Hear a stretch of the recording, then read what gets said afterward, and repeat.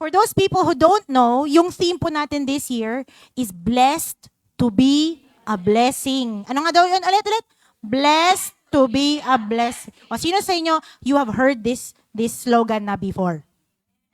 Most people na, if you have been in church ng gano'ng katagal, most people have heard this slogan before kasi it's not new. It's not new. Now, this year po, we're going to learn what it means to be blessed. Because I think po, na a lot of people, hindi po actually nila naiintindihan what being blessed means. So I'm gonna start po today by asking you a question. And the question is, are you blessed? Ano, blessed ka ba? Baka naman hindi. Now, alam niyo po, in your Bible, actually there are many words that are translated to blessed. In the Old Testament, you have Barak and Ashar. In the New Testament, there is Makarios. Hindi siya Makarios, okay? May Eulogeo. Wow.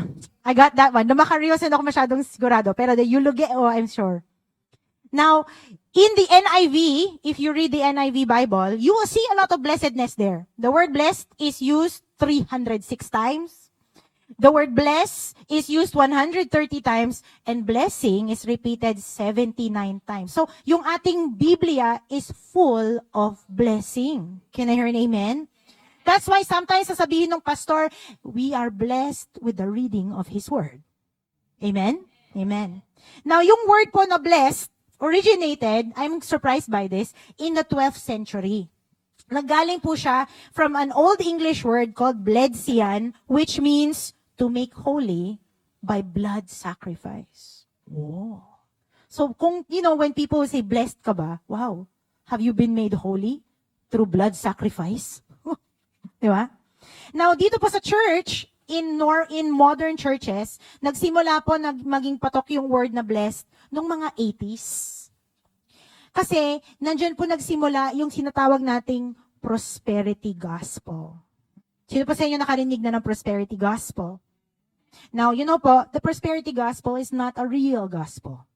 It is not what the Bible teaches. Kasi it teaches na God promises to bless you kung ikaw may enough na faith. So, kung may sakit ka, or mahirap ka, ay baka naman hindi ka tapat sa Panginoon. Pero alam naman, paano si Jesus? Di ba wala siyang pera? Paano yung mga disciples? Di ba naghirap sila? Does that mean they did not have faith? So, but anyways, it's because of the prosperity gospel that all of a sudden there were so many songs. Maraming mga kanta, yung slogan na blessed to be a blessing became very popular. And nung 2010, nung, social media is around, yung hashtag na blessed, sino po nakakita ng hashtag na blessed? Yes, sino gumagamit ng hashtag na blessed? Wala. Ako. Tayo na dapat yung gumamit ng hashtag na blessed. It started to become really popular. Okay? Now, in fact, if you go to Facebook, if you type hashtag blessed, malalaman nyo that there are 114 million posts na ginagamit yung hashtag na yon.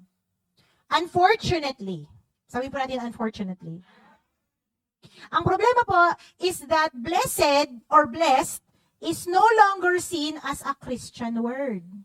Ngayon, you don't need to be a Christian to use this word in everyday life. In fact, most people, ang pag-iisip nila about blessedness is na yun po yung feeling na you are happy or you are thankful. Kaya when people ask you, are you blessed?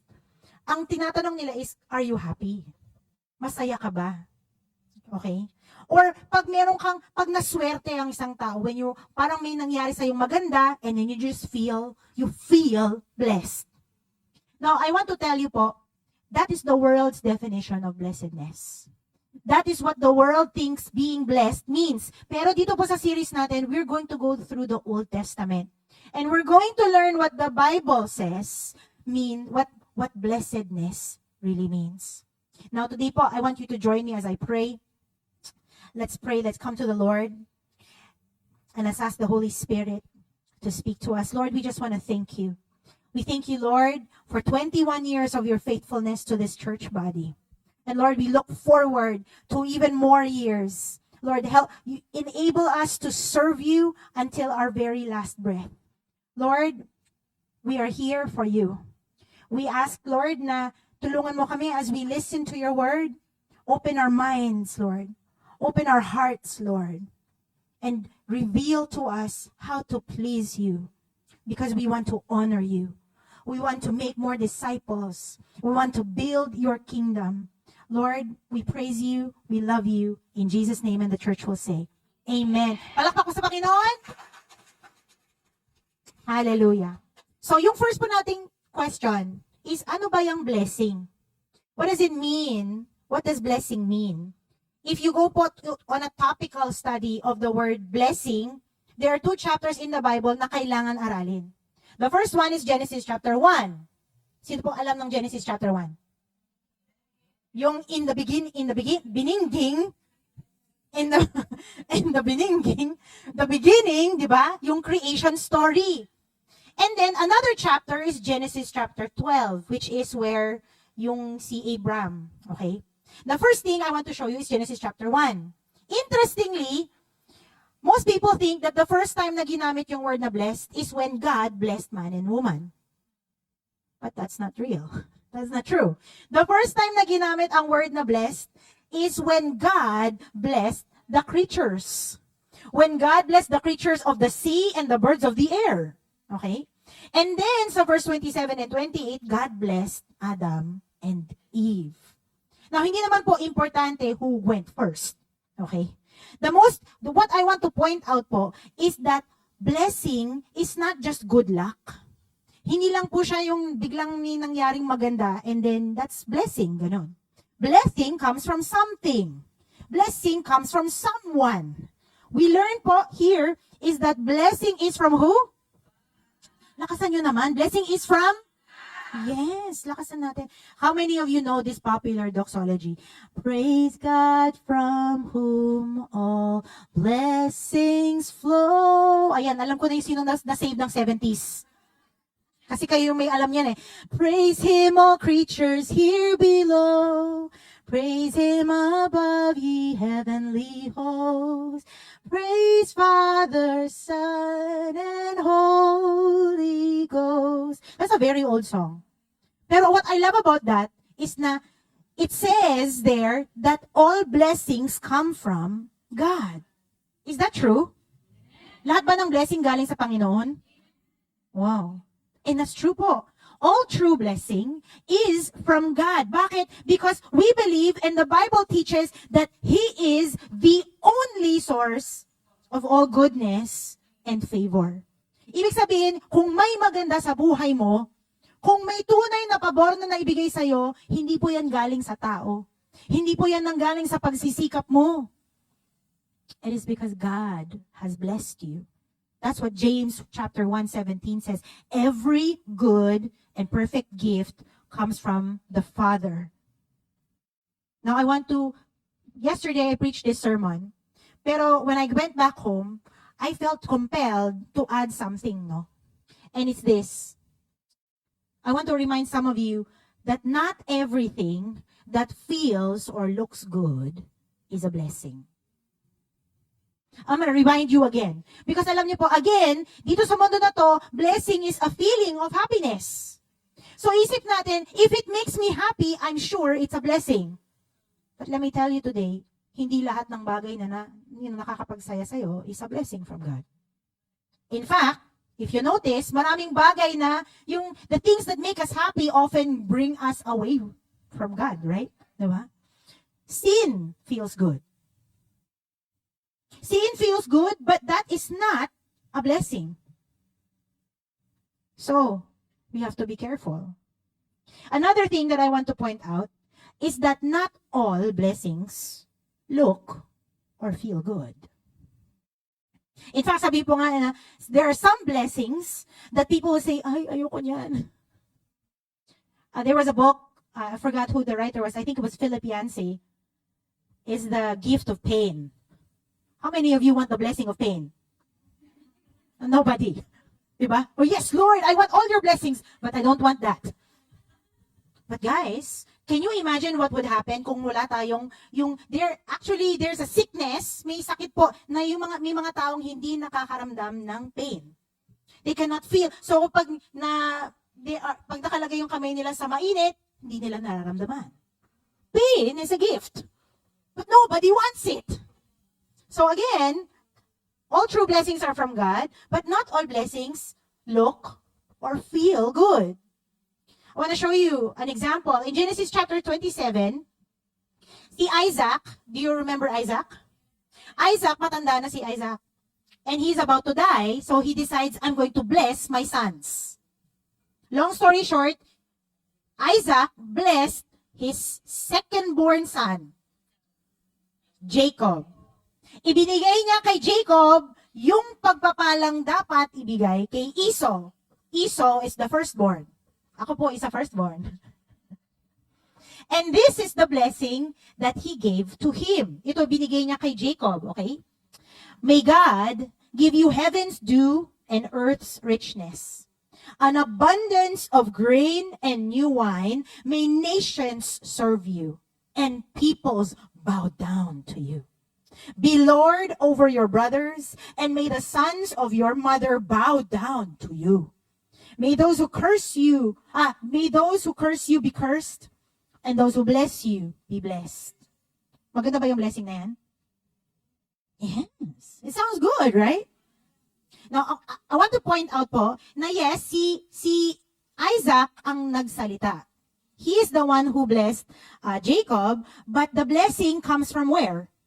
God. It's clear, di ba? God. Balik-balik. God is the one.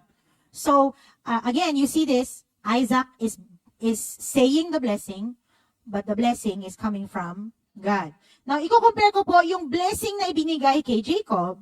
Ito naman yung binigay kay Esau, kasi remember, nanakaw nga eh. Nanakaw. So, verse 39, sabi ni Isaac kay Esau, your dwelling will be away from the earth's richness. Away from the dew of heaven above. You will live by the sword and you will serve your brother. But when you grow restless, you will throw his yoke from off your neck. Now, you compare that. Balik mo nga sa kabila. Isa pa. Yan, balik. Be honest. Which blessing is better? Yung kay Jacob o yung kay Esau? Kay Jacob, right. Now, in the beginning, when you look at it, yes, parang ang mas maganda talaga yung blessing na ibinigay kay Jacob. And if sa akin ibigay yung kay Esau, sabihin ko na lang, no thanks. Grabe naman yan. Sa grabing galit, obviously si Esau got so angry. He was so angry that he told them na pagkatapos ng pagluksa, doon sa pag namatay na yung dad nila, sabi niya, I'm going to kill him. Kasi nanakaw nga eh. But years later, so this is Genesis 27, but years later, when Jacob and Esau finally met again, okay, it's in Genesis 33, balik mo nga yung picture ko yan, ayan. Because takot si Jacob sa kanyang kapatid, who, years before said, I'm going to kill you. So, nung alam niya that he's gonna meet his brother, he sent him gifts. Ayan, bakit ba yung gifts? He sent him gifts para hindi masyadong magalit sa kanya. Pinauna pa niya yung gift muna. Tapos, when dumating na si Esau, he's like,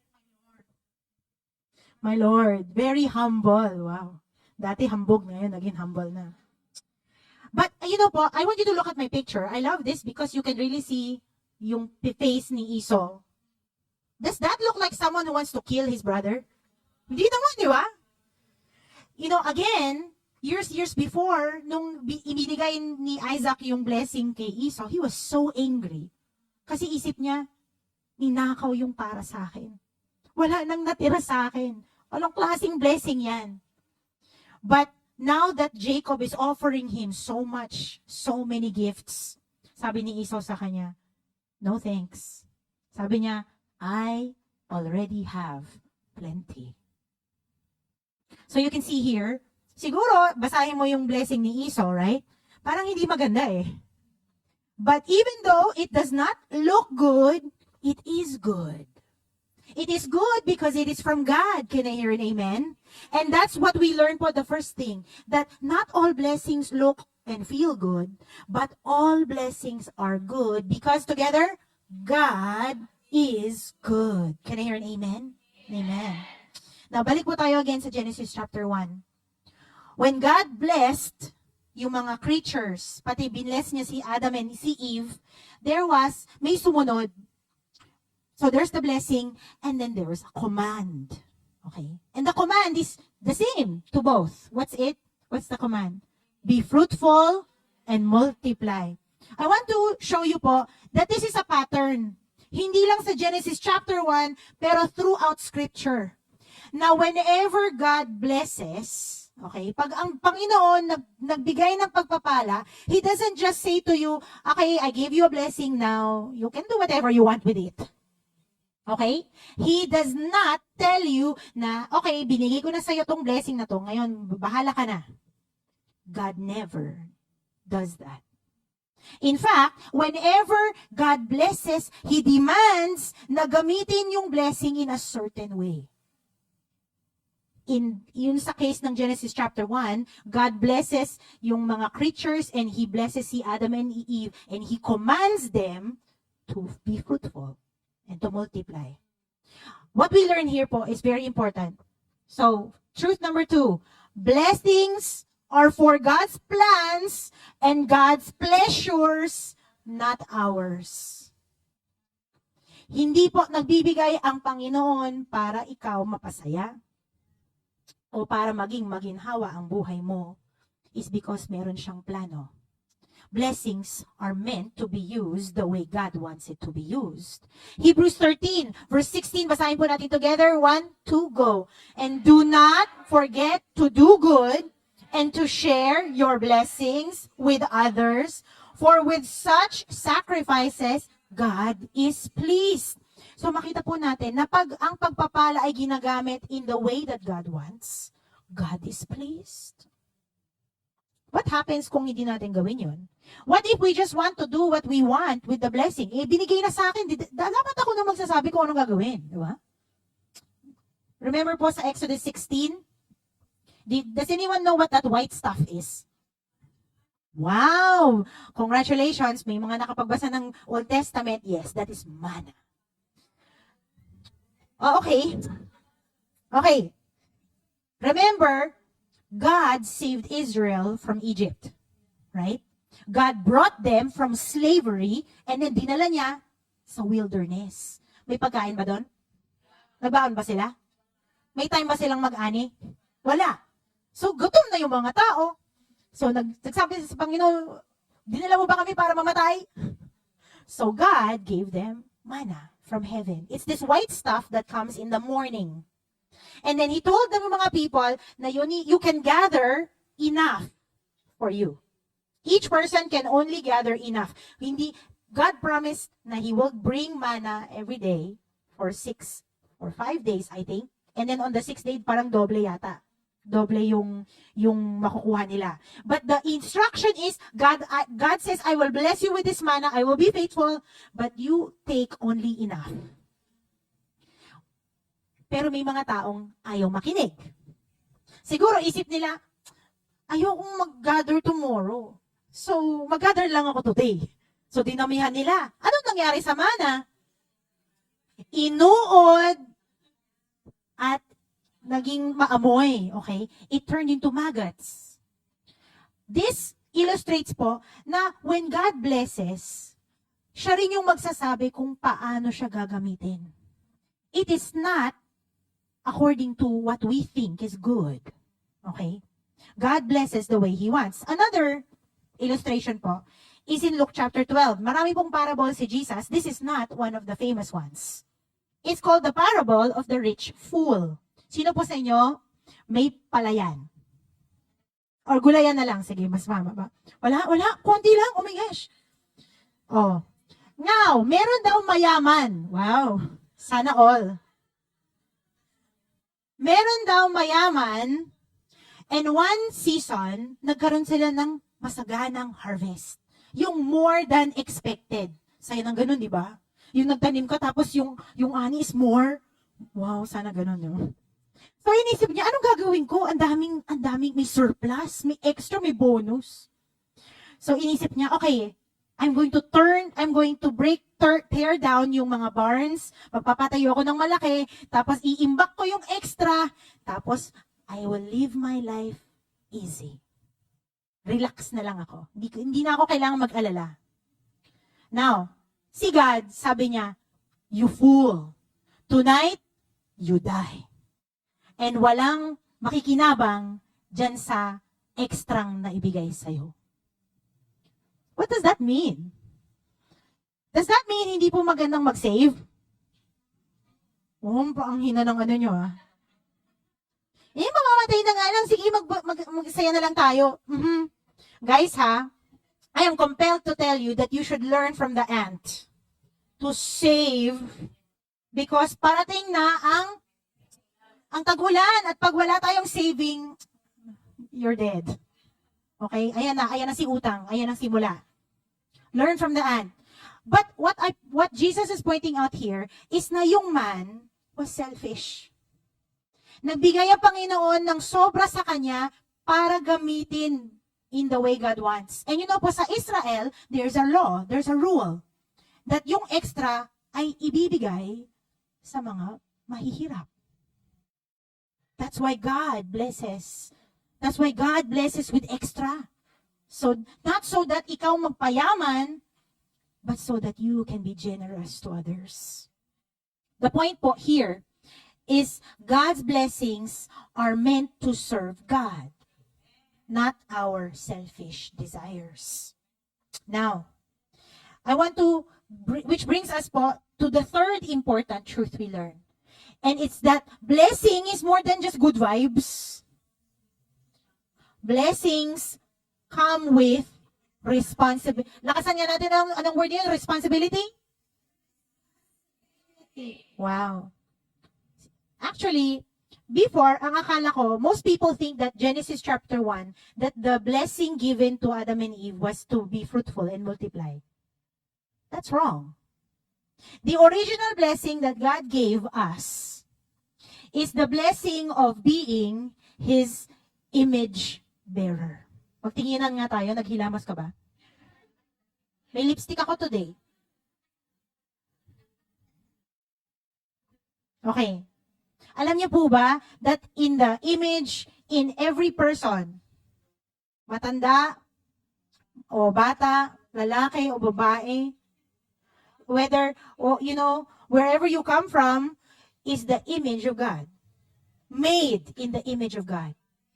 Man and woman. That is the blessing that God has given. And remember, the blessing came with 2 commands. The first command is to be fruitful. And then the second one is to rule and subdue the earth.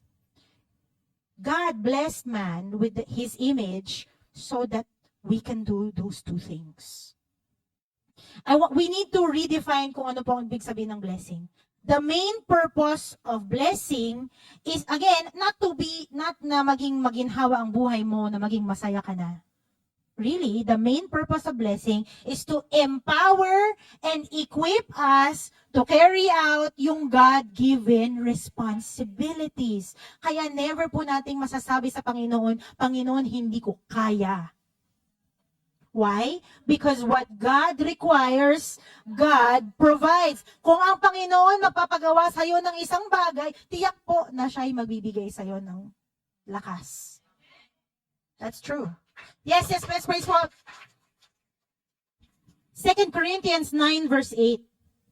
This verse, we should tell everybody. Kung tayo nahihirapan magbigay, na tayo na medyo meron pa tayong magsaserve ba ako sa Panginoon? Magsaserve na ba ako ngayon? Huh? Behold, can we read it? And God is able to shower all kinds of blessings on you, so in all things and at all times, you will have everything you need. You will do more and more good works. I want you to see po the relationship or the cause. There's blessing so that we can do more and more good works. God showers blessing so that you can be generous. The problem po, siguro, is that many people, including ng mga Kristiyano, we start to think na yung blessing is reward for doing good. Okay? Na, sige, I will do more good work so God will bless me. Na-question ko lang po, totoo ba yun? Will we be blessed for doing good? Will we be blessed kung mag-obey tayo sa Panginoon? Yun po yung susunod? Ano? Baka hindi kayo, true or false? True? True? Oh, very good. Yes. The Bible says yes. Kung ikaw sumunod sa Panginoon, kung ikaw tapat sa Panginoon, if you sow, you will reap. What you sow, you will reap. Proverbs 11:25.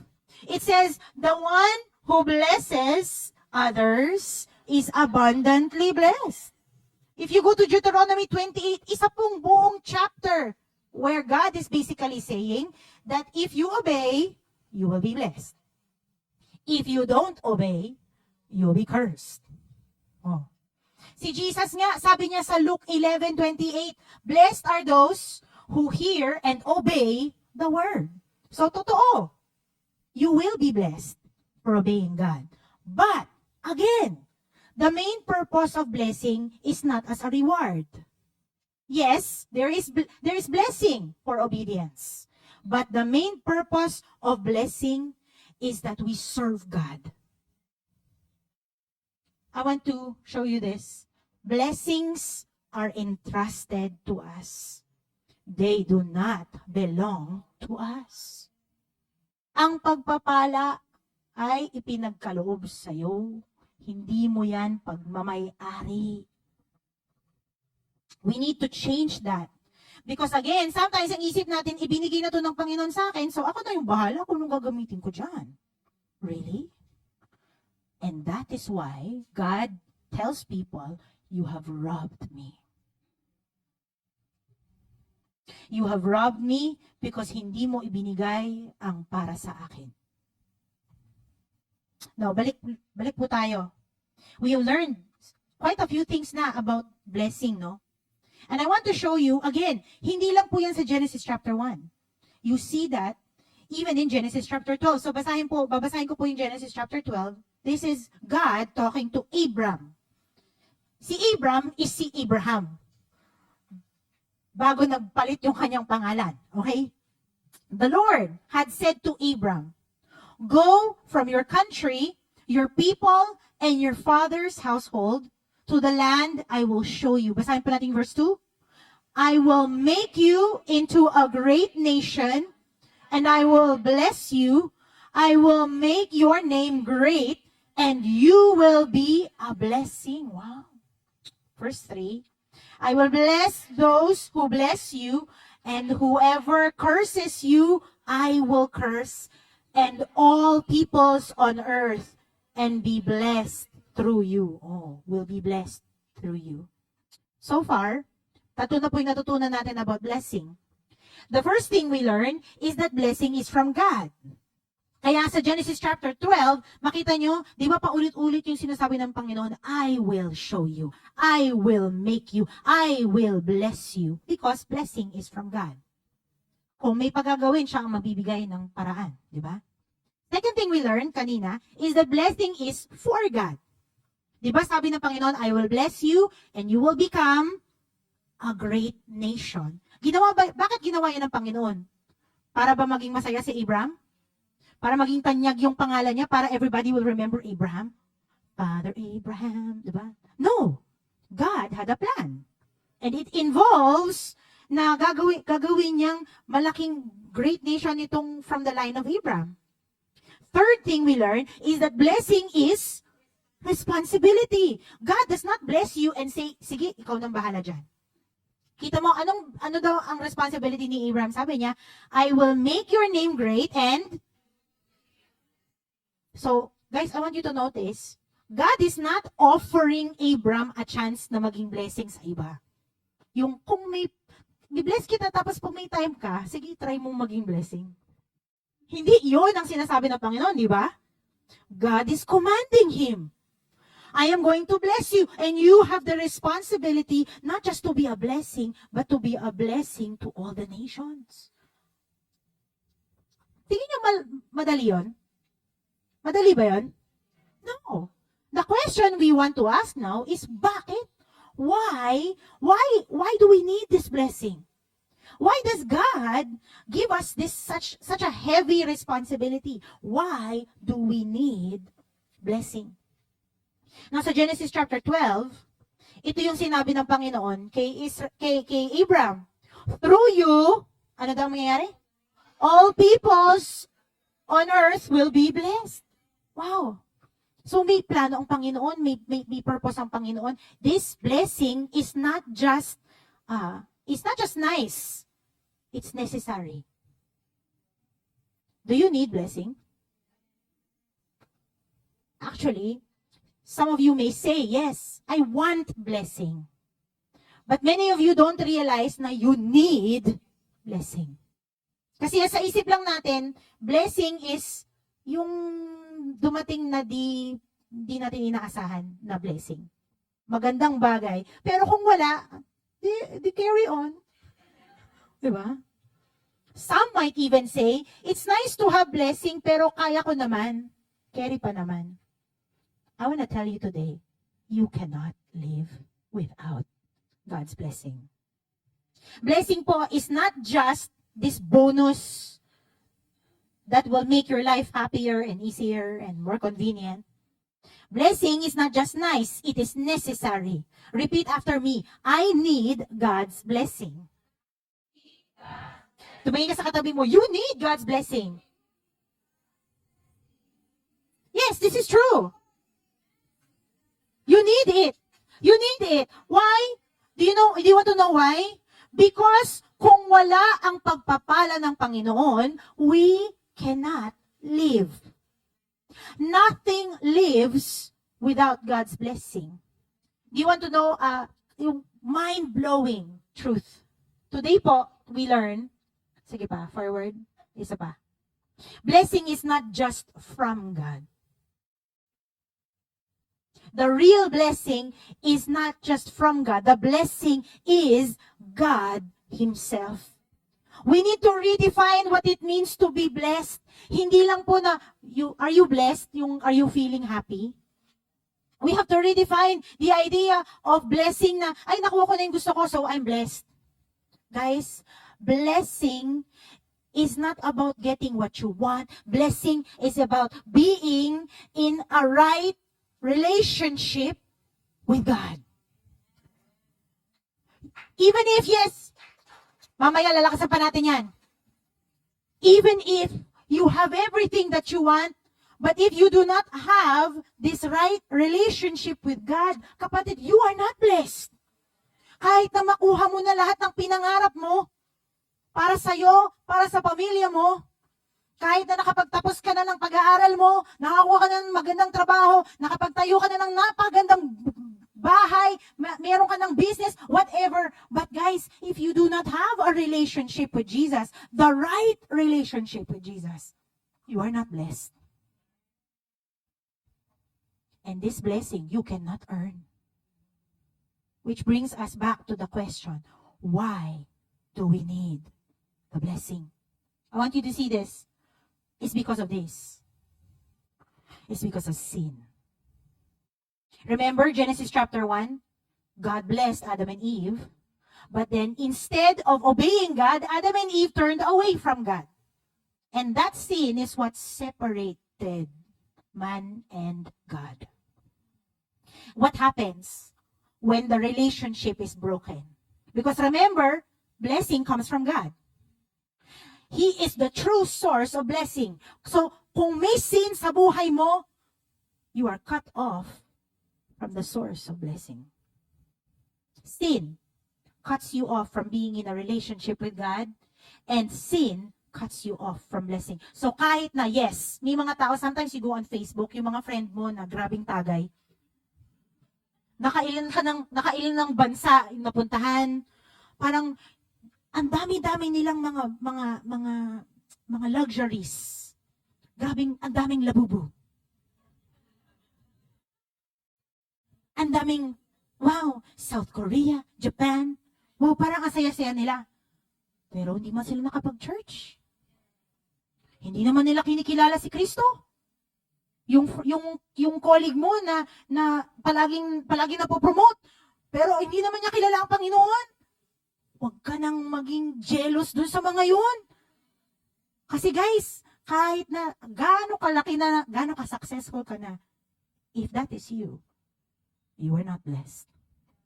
Sin cuts you off from being in a right relationship with God. God's blessing is not just nice. You need it. I need it. Because if you do not have this, the blessing of God's, this relationship with God, you are not dying. You are dead. There's another reason why blessing is so important. Because when sin entered the world, God had a plan. Kung ano ang nasira ng kasalanan, God had a plan to restore yung buhay natin na sinira ng kasalanan, yung buhay natin, yung mga families natin, all creation that was destroyed by sin. God plans to restore through His blessing. On to you. God's blessing is the means through which God is going to redeem and restore all creation into right relationship with Him. Now, kagabi, I went through my sermon again, and God reminded me of a symbol that I want to show you today. Many years ago, I went to Israel, and when we went to Israel, meron kaming na-meet na mga Messianic Jews. Yung mga Messianic Jews, ibig sabihin, mga Hudyo po sila, and they believe in Jesus. Actually, there are very few of them. And that's why we should pray for the Jews to be saved.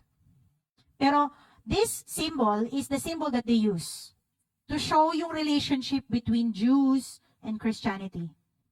That we are one divine family. One family of God. Yung first na part is this is what they call the Messianic seal, no? Yung first na part is this menorah or Hanukkah. It symbolizes yung light ng Panginoon. His presence. His presence in all the world is a symbol of God's blessing on creation. Susunod is the Star of David. Obviously, it symbolizes Israel. It symbolizes yung simula nung plano ng Panginoon na sagipin ang buong sanlibutan. He chose Israel. Not because sila yung pinakamabait or yung magaling. He chose them according to His plan. And through Israel, you have the last part, which is the fish. The fish is the symbol of the church because Jesus says, and you will be fishers of men. Alam niyo po, I feel that the Lord reminded me this image to remind us na guys, ang plano ng Panginoon hindi nasira sa kasalanan. Sin distorted the original blessing. But God was still in control. And you can see from the beginning to the end, to us now, that God has a plan to redeem. And you and I, we are recipients of that blessing. Do you know po, it still breaks my heart thinking about it. Now, when I went to the Holy Land, there was no holy. How few of Jesus' own people recognize Him as Lord. Na tayo pang yung we are foreigners. And we will go to the Holy Land to worship God, to tell them, we have met the Messiah you are waiting for. Hanggang ngayon, naghihintay sila ng blessing ng Panginoon na dumating na. Alam niyo po, you and I, we are truly blessed. Because even though most of you, I don't know if there's any one of you here that has been to Israel, but we did not need to see. Sabi ni Jesus, blessed are those who believe, even though they have not seen. Kapatid, if God has sown faith in you, If kung dati you were blind and now you see. If you see how not just na si Jesus is this useful thing sa buhay mo, but that Jesus is beautiful. Na through Jesus, we have something we cannot earn. You are blessed. The question again is na, how do we get this blessing? Kanina, we were reading the scripture, Ephesians 1, verse 3. Basahin natin together. Praise be to the God and Father of our Lord Jesus Christ, who has blessed us in the heavenly realms with every spiritual blessing in Christ. How do we get blessing? In Christ. If you go to Ephesians chapter 1 to 2, you see a little bit of the spiritual blessings we receive. And I want to remind you of some of those blessings. The first one we receive is the blessing of divine election and adoption. Election means that God chose you. Not because you are the best, or ikaw nararapat, or you deserve it. God chose you in His sovereign will. And before you were far away, now you have been adopted into the family of God. Some of you, you feel like wala kang place sa mundo. Some of you, yung mga friends nyo, iba na yung part ng buhay nila. You feel left behind. When you look at Facebook, you see your family, they are happy. And you feel like an outsider. But you are not. Kapatid, you are a child of God. You are part of His family. You are blessed. Second, is the blessing of full redemption. Yung utang na hindi natin mabayaran, ay binayaran na ni Kristo. Kaya pag andyan na si Satanas, inaano ka sa utang mo? Sabi mo, pwede mong sabihin sa kanya, bayad na. You go. Bayaran yung utang nyo, ha? Amen. Third blessing is the blessing of divine wisdom and understanding. Alam niyo po ba, one of the weirdest prayers that people often pray sa church is, pag yung before mag-preach yung tao, yung pastor, Lord, we pray for clarity, na they will preach the word, na clear and simple, and sana maintindihan namin. Akala nyo ba that you understand God's word through your mind? It is the Spirit of God. It is the Spirit of God that enables you to understand the word. Fourth, the blessing of eternal inheritance.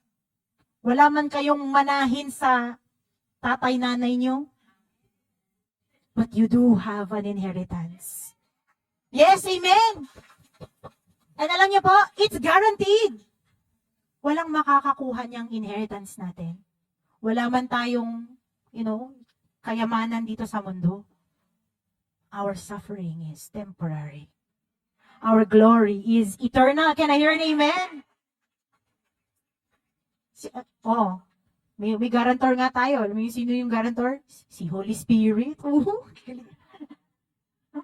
And finally, sometimes when you feel depressed, you feel sad. And that's normal. Lalo na't lumalamig na. Hindi ka na naaarawan. Matagal ka nang hindi naaarawan. When you forget what it feels like to be blessed, you remember this, that you have been given the blessing of new life. You are not like you used to be, ate.